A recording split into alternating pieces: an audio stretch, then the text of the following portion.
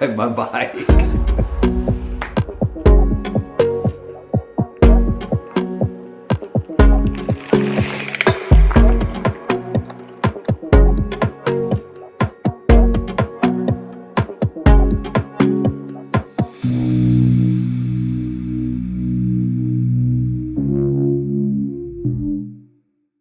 Beau here, and welcome to my channel. On this channel, we talk about travel, talk about lifestyle, talk about travel hacks, talk about life hacks.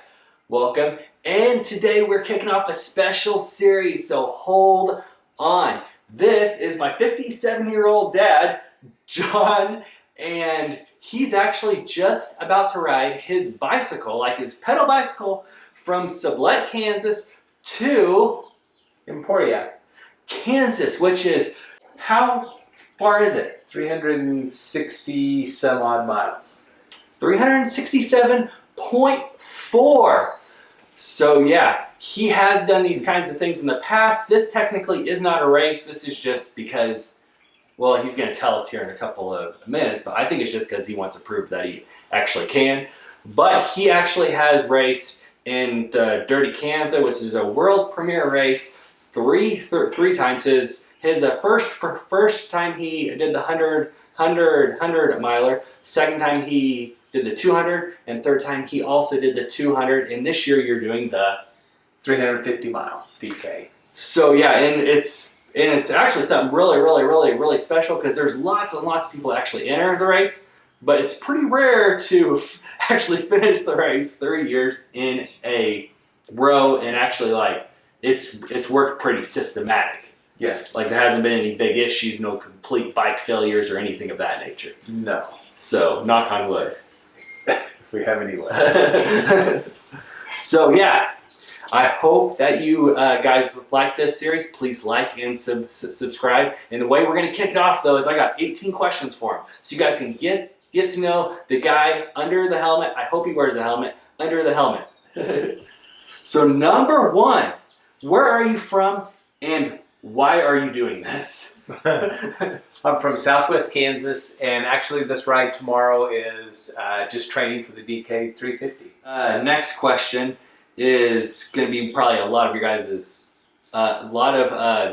question, because this takes a lot of training, and I mean a lot. As we go through these questions, you're going to realize how much training this actually takes. But is racing gravel bikes, because you are riding gravel from Sublette to Emporia. So is this your full-time job, or do you do something else? No, this isn't my full-time job. But if anybody wants to hire me to do that, I would gladly do it. I am actually an insurance agent and entrepreneur. We start businesses and just try to make a living.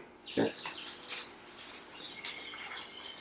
How long have you raced gravel bikes, and what is your bike of choice?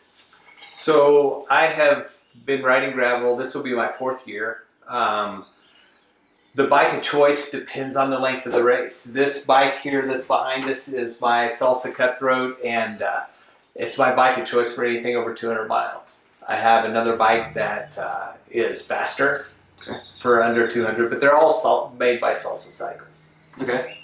And do you have a ballpark of the number of races that you've been at, or that you've actually raced in? Like, can you just give, like, because I don't know if you have it counted or not, but can you just guess?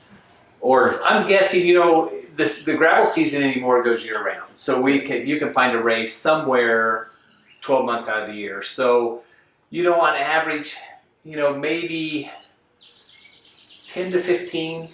I'm totally guessing because I don't really count them as far as per year. Okay, that's per year. Per year, yeah. Your mom might argue about how many that is, but that's quite a few. Yeah, it's a lot of fun. Sometimes it's 2 or 3 a month, and like in March, this will be really my only ride, organized ride. It's probably north of 15. Might be. Next question: do you just race gravel? For the most part, I do some mountain biking. Okay. I've done the Silver Rush 50 out at Leadville. I'd like to do the Leadville 100. I have not done that yet, but I am definitely better on gravel than I am on a mountain bike. But I'd love to do both. Okay. I saw this patch back here. It says Cannonball 550. You want to tell us about that? That was Self-supported race last September that went through the Flint Hills. It was all gravel. You could ride as fast or as slow as you wanted. It was more of a bike packing deal. It took me 4 days. It depended on the weather. It went anywhere from 170 miles a day down to 100 miles a day. And so it just depended on the day and depended on the weather. But it was a good ride, a lot of miles. Okay. And then by self-supported, do you want to explain that to us? Because a lot of people may not know what the definition of self-supported would be. So self-supported basically is that you carry everything you need with you. You can use the services that are open to everybody. In other words, quick shops, motels. So I didn't camp. I took a sleeping bag in case of emergency, but I checked into a motel and slept for 3 or 4 hours every night just because I could get a shower, I could get a bed, and it's amazing how much 3 or 4 hours of good sleep can get you. So any of that is allowed, just as long as it's available to everybody. I can't have somebody follow me like we're going to do from Sublette to Emporia. You can't do that in those races. I mean, you can, but that would be cheating. Yes, exactly. And you'd be disqualified in bike jail. Yeah, your friends would just make fun of you.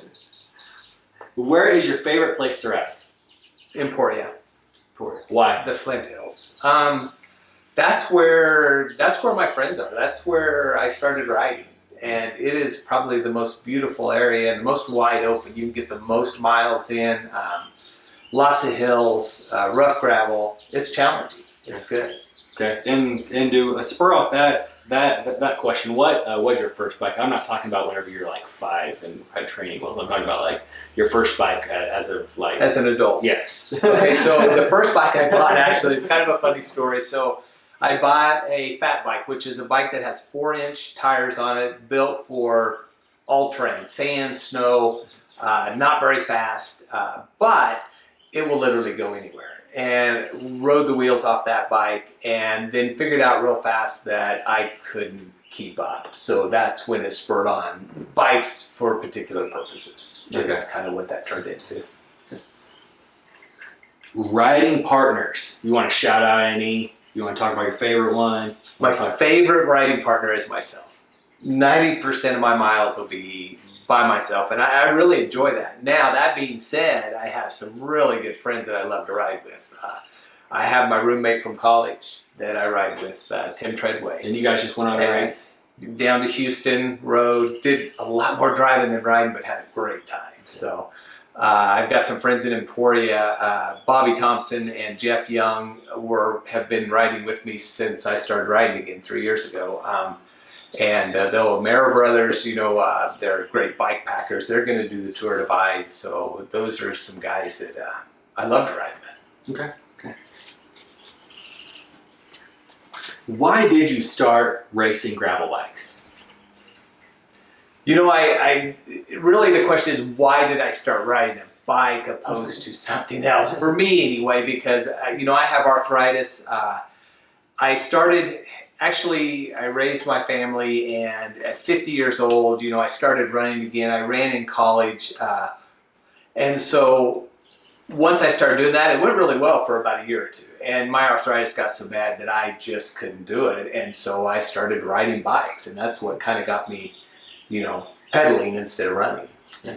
And so was Tim part of that group that ran in college? Yes. Yeah, we ran in college together. So that's kind of weird how that's kind of came back around. It's so funny. Yeah. It's amazing how 30 years doesn't change a thing. And Tim actually is going to catch up with you on this trip, right? Yeah, so he'll meet me probably at Newton with about 100 to 110 miles left to go on Friday. Perfect. Yeah, so you guys will probably meet him in episode 3 or episode 4. Right. Okay, so but so as someone that has been told basically that he was past his time, because that's what doctors told you, correct? Yes, when my arthritis flared up, they told me that I needed to just be old and do old people things, which I'm guessing is sit in a recliner. And then what was your motivation not to just shrivel up, sit in a recliner, eat ding-dongs? Well, anybody that knows me knows that if you just tell me no without a substantial logical reason, is unacceptable. So for me, that just spurred me on. You tell me no, and I'm like, yeah, we'll watch this. So that was kind of the deal. And so I just went in search of the people that would help me do what I wanted to do, you know. So that's what I did. I didn't give up with one doctor telling me that. Okay, what advice do you have for someone in that circumstance that the doctor says that they're done? Like what? Be your own advocate. Find another doctor. There are a lot of doctors, and they're all good. And it's not that I met bad doctors. It's that I met doctors that didn't want to help me do what I wanted to do. And when I found that doctor that wanted me, you know, wanted to help me do what I wanted to do, then all of a sudden it gelled and it worked and got me on the right medications and the right supplements. And, you know, from there, not that I am symptom free. Yeah. But I could literally do anything I want to do. Okay. How many miles do you ride a week? On average, you know, 200 is probably the average, you know, 10 to 11,000 miles a year. Okay. What's the most miles you've ridden in 1 week? Well, that would be during the 550. But that was 4 days, right? Yes. And you rode leading up to it, and I'm sure once you got home, you jumped on your bike again. Well, yes, a little bit. Yeah. 550 miles is an awful long way. And, you know, I rested probably 2 days prior to that as my norm. Okay. Is I'm off the bike for 2 days before I jump into that. So, like, I didn't ride yesterday and I didn't ride today because tomorrow morning at 4 a.m. I'm going to ride for 2 days. Yeah. So I want my legs to be fresh, you know. And then coming out that day after, you know, I think I did ride, but we're talking 10, 12 miles. Yeah. Spin the legs, you know, your rear end's wore out. Everything's wore out. So, yeah. So you're talking, you probably got 560, 570. Yeah. Out of 1 week. So that's like that was the biggest. Yeah. So that's actually further than the length of Kansas. I believe the length of Kansas is 450 miles. So he actually rode past the length of Kansas. I did not realize that. So that's a long ways. But I rode the best part of Kansas. It's crazy. Yeah. Okay, we actually just answered that question. What is the furthest that you've rode in 24 hours? And just put this in perspective. This or both legs. Leg one is about 170 miles, and leg two is also about 170 miles. So it's going to be basically like you're riding the DK 200 back to back. Exactly. This will be the longest I've ridden 2 days back to back. Yeah. As far as having 270 mile days, I've never done that before. Yeah. Okay, what type of food do you eat before, during, and after races? Okay, so before, you know, we back up clear till the evening before. I usually have a good meal early in the evening. You know, whether that be pizza, spaghetti, something fairly substantial. And then the morning of the race, most of the races start in the morning. Maybe a little bit of yogurt, but really not much of anything. Most of my nutrition will be on the bike from that point to the end of the race. Okay. And So- Snickers. Snickers on the bike, absolutely. Yeah. So there's a ballpark. How many Snickers do you eat while you're riding? Like, okay, so tomorrow, like what's your planning? So obviously you're not going to stop for lunch. My goal I know for you- Snickers. Well, but just you know, like your too. It's a What's little your bit plan different on though, food? because my plan on food is different than that, because you see me ride around here where I'm doing maybe 100-mile ride and then I'm done for the day, right? So I've got to do 170 miles. So when lunchtime rolls around, you will see me stop and get a hamburger and some french fries and something more substantial than what would be a normal training ride, just because I'm going to be in it all day. Not to say that I won't have my other nutrition on top of that, but it's a lot of calories. So on that, so so like this, you're gonna be doing the 350, the DK 350.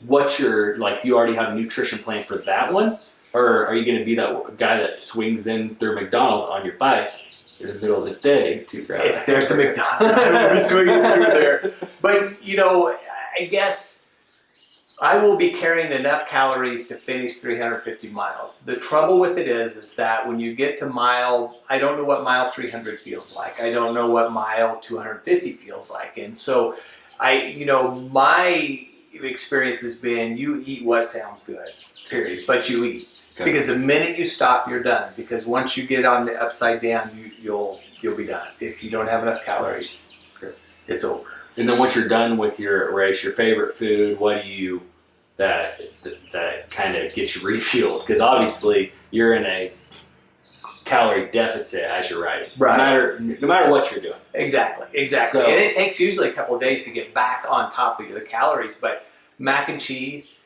beer is really good. Those are probably the two main ones. Pizza, if it's available, I'll eat about anything and a lot of it. So, speaking of calories, we're going to throw in a random question. So number ones on the bike are fairly simple. You jump off, do number one. What about number two? Now, number ones, we don't get off the bike. We might stop the bike. We're not getting off the bike. Okay, so number twos though, what do you do?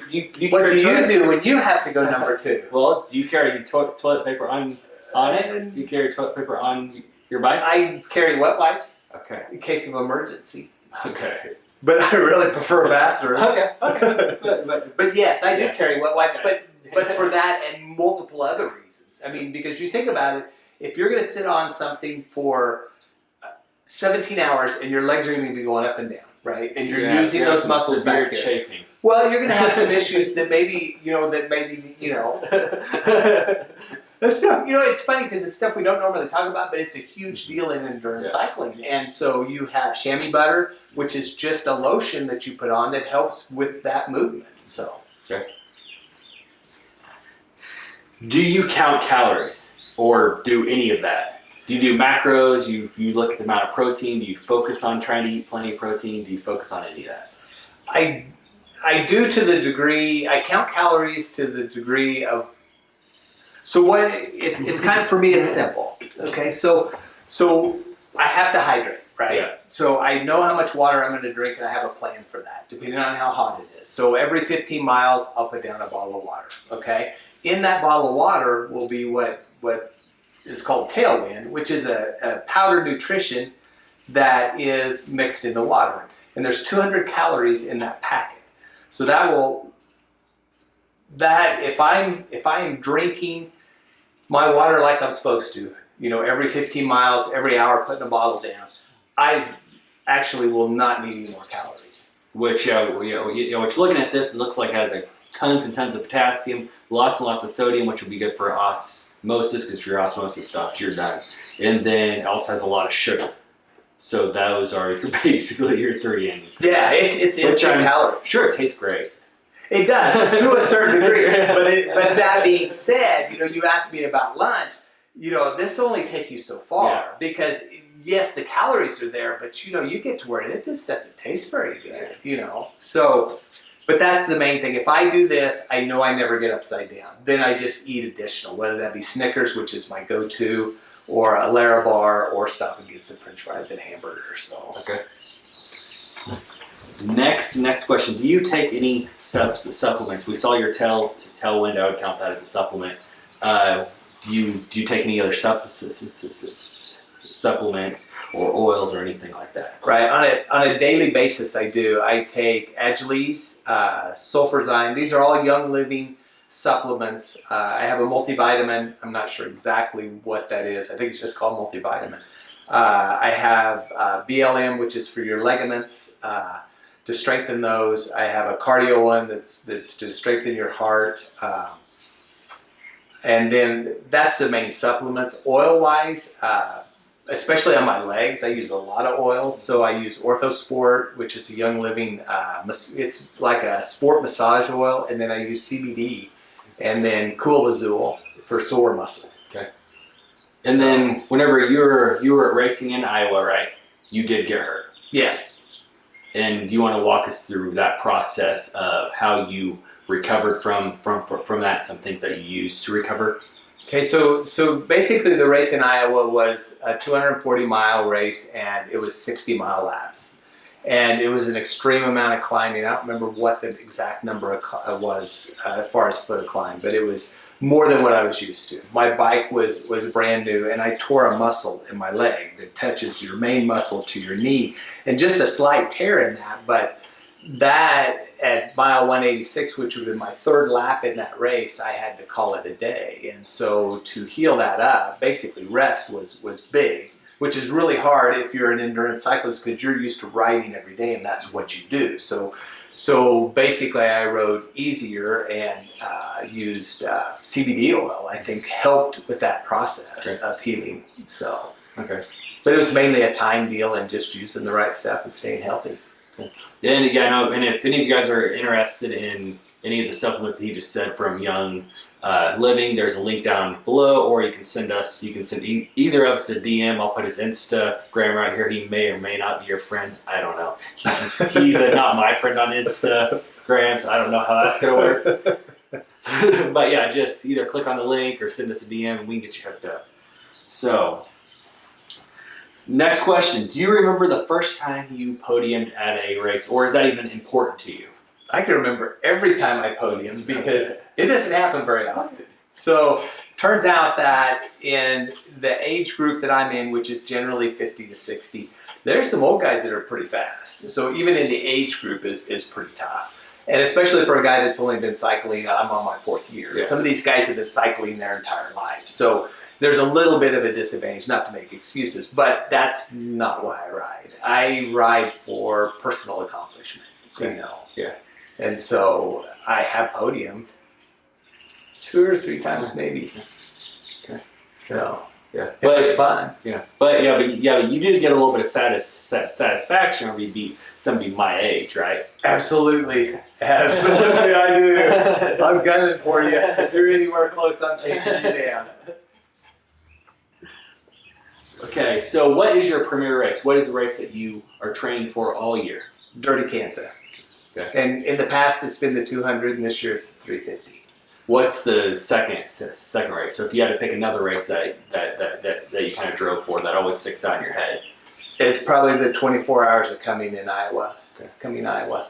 Okay. And you're doing that one this next year again? Yes, that's the one that I did not finish last year due to the leg issue, and it's sponsored by my bike shop, World of Bikes in Iowa City, and so yeah, I'm definitely doing that. Cool. Okay, and speaking of sponsors, you actually do have some sponsors.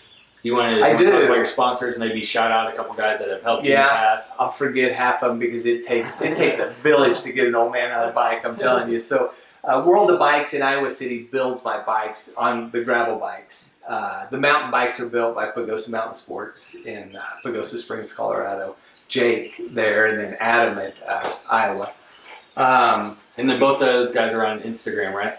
They are, okay. Yes. So I'll link Adam right here. I'll link Jake right here. Right. So yeah, if you need a bike built, these guys are A1, probably the best in the business in what they do. So also I run Cantu cycling wheels out of New Waverly, Texas. John and Vinny hand build our carbon wheels for us. I'll put them right here. Yeah, I was trying to think. Gosh, you know, your Moretti's sponsors me as a team. So I'm on the Moretti team. And your Lily Lube? Lily Lube takes care of all the chain lube needs. They're great. Yeah, and if you'd like to try some Lily Lube, I'm always glad to send samples of that out. I was trying to think what else. I don't know. I know I've forgotten somebody really important, but it takes a lot of people, you know, and that's the great thing about the gravel is it's the community, because we have a gravel family, and these guys all support each other, you know, through thick and thin, through life challenges, and on the bike. So it's a real deal. Well, what I'll do is, I'm sure as we stop filming this, he'll remember a couple more. I'm just going to list them right here, and he'll just kind of just scroll down. So you can give me a list after, and I'll make sure everybody's in here.